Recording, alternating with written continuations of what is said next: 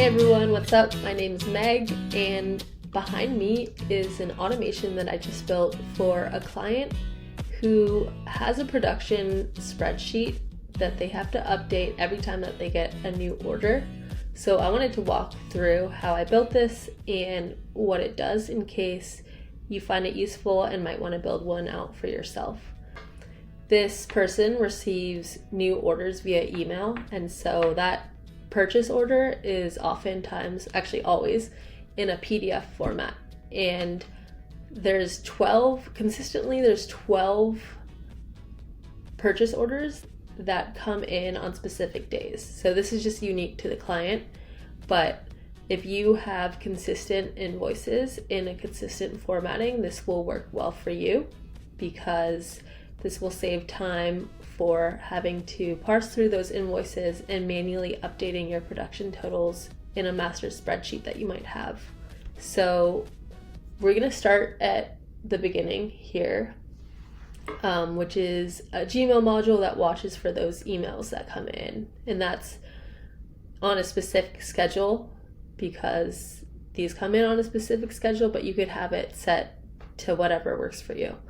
It goes and it takes those attachments that are PDFs and it uses the PDF co module to convert them into text.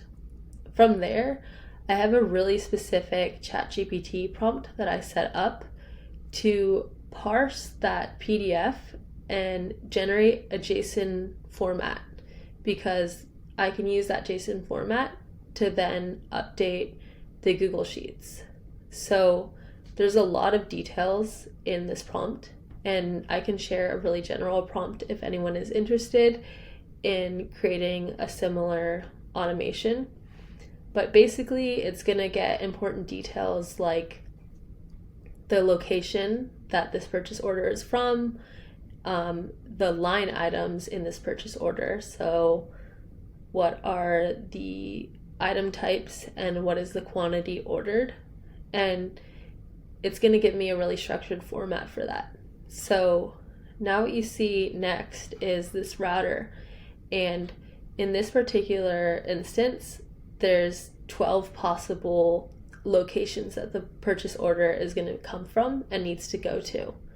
And so that's why there's 12 different routes that are set up. And these filters are set up specific to the names of those locations.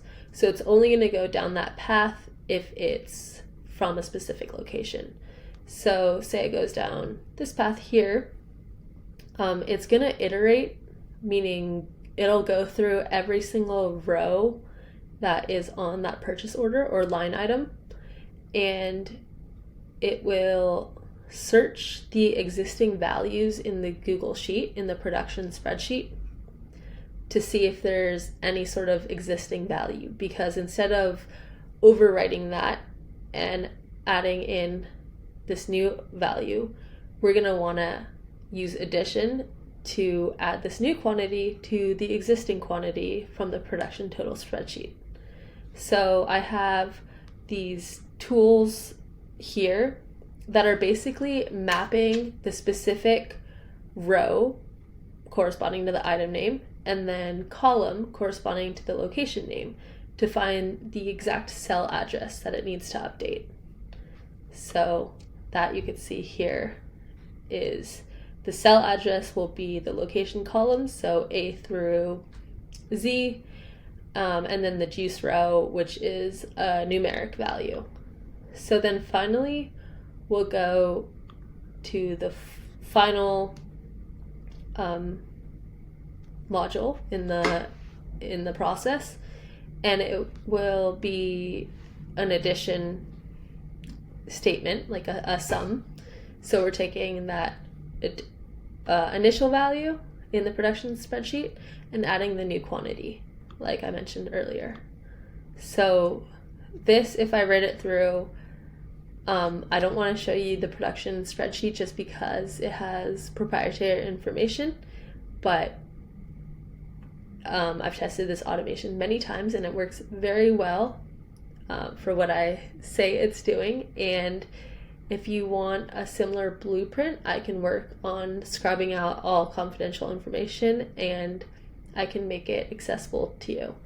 And if you want me to build you a custom automation, I'm also available for that. In my next video that I'll post, I'm going to walk through how to take those same purchase orders and turn them into invoices on QuickBooks Online, which again saves manual entry time, taking email invoices, purchase orders, and then creating new invoices out of them. This is my first explainer YouTube video on Make series, but just to give you some more context, I'm a generative AI consultant and I create automations, but I also help teach small to medium businesses foundational AI literacy so that they can use generative AI tools within their operations. I also write a weekly newsletter called Aioli. Aioli is my business name, and I give lots of good tips and tricks of how to use generative AI tools like ChatGPT, Claude, new tools that come out, but I do all of the testing and vetting myself, and so I'm not paid or sponsored to endorse any sort of product, and all opinions are what I really feel like you should know about generative AI. If you have any questions that I can address in a future video, please let me know in the comments below. And if you want to learn more about generative AI, please follow or subscribe to my newsletter, Spread Aioli.